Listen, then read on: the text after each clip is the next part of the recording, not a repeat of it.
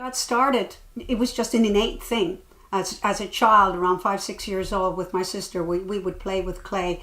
This was in Newfoundland. And then we moved to Montreal, and our next door neighbor was a potter, and I was completely blown away because I had never seen anyone on a potter's wheel before.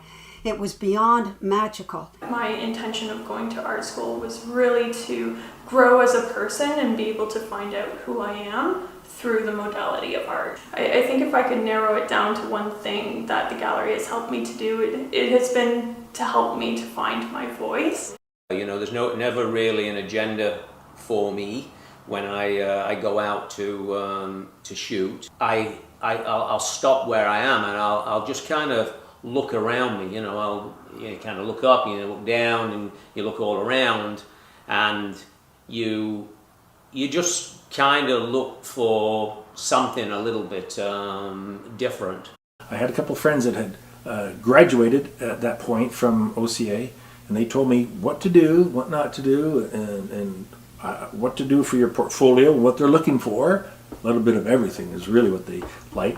Now I just sit down at some cool place where there's usually a lot of architectural, something that's architecturally pleasing to see.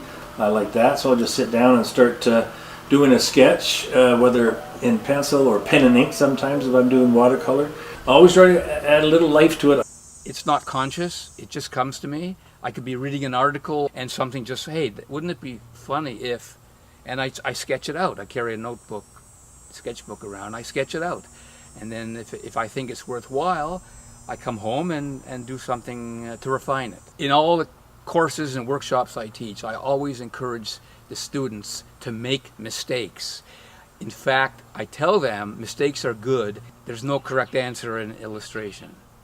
I take all my own references, and then I'll start doing an underpainting, and I work with acrylic, so it's kind of just like layer and layer and layer from that.